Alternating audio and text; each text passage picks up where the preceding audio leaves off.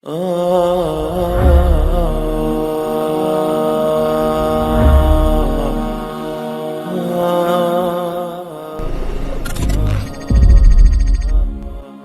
perkembangan zaman dan kemudahan akses ilmu pengetahuan, baik ilmu dunia dan teknologi maupun ilmu agama, semakin membuka mata manusia untuk lebih memilih segala hal dalam kehidupannya berdasarkan syariat Islam.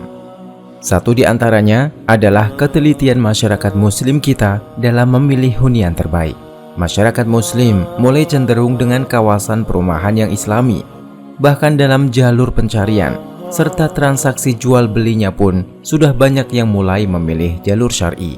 Karena bagaimanapun juga, kawasan dan lingkungan yang mengelilingi hunian kita sedikit banyak akan memberikan pengaruh jangka panjang dalam karakter kehidupan di masa mendatang.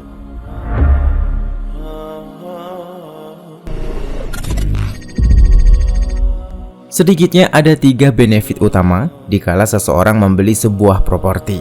Di antaranya, fungsional benefit, emosional benefit, dan spiritual benefit. Sederhananya, bahwa tatkala seseorang membeli sebuah hunian, sejatinya tidak hanya sebuah bangunan rumah saja yang dia beli dan dia butuhkan. Sebab keuntungan secara fungsi dan keuntungan secara emosional adalah 2 hal yang mutlak harus didapatkan tatkala seseorang memutuskan membeli satu rumah di sebuah kawasan. Sehingga tidak ada ceritanya seseorang bahkan khawatir meninggalkan rumahnya terlalu lama hanya karena bertetangga dengan orang yang mencurigakan secara kriminalitas. Atau seseorang berpindah ke sebuah kawasan justru menjadi semakin menjauh dari Sang Pencipta karena tidak tersedianya bangunan masjid dengan letak yang strategis di kawasan rumahnya. Lebih dari itu, bahwa kawasan hunian yang baik justru seharusnya mampu menjadi wasilah seseorang atau bahkan satu keluarga menuju perbaikan dalam banyak aspek, mulai dari kedisiplinan, kebersihan, hingga dalam hal agama. Terkait hal ini, kota Madinah menjadi contoh terbaik dalam memperbaiki sebuah ekosistem dalam kawasan hunian masyarakat muslim. Sebuah riwayat memberikan gambaran akan hal itu. Madinah itu seperti tungku atau tukang besi yang bisa membersihkan debu-debu yang kotor dan membuat cemerlang kebaikan-kebaikannya. Jadi, Madinah itu, kata Nabi, diibaratkan seperti tungku. Tungku itu, kalau ada besi yang berkarat, yang jelek dimasukkan ke dalam tungku, maka karatnya akan hilang, meleleh lenyap hingga dia pun menjadi baik. Orang yang jelek, orang yang buruk, masuk Madinah, dia menjadi baik. Dan orang yang sudah baik pada awalnya menjadi makin baik dan cemerlang.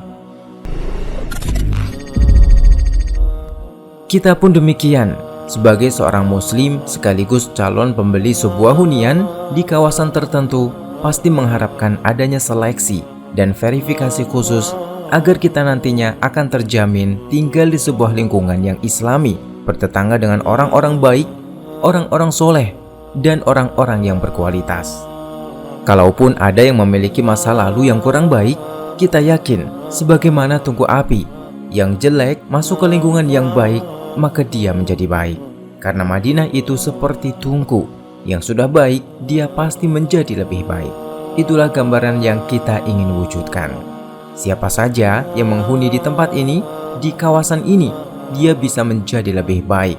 Dan lebih jauh lagi, kita berharap suatu saat, semoga Allah pertemukan kita menjadi tetangga kelak di surganya Allah yang abadi.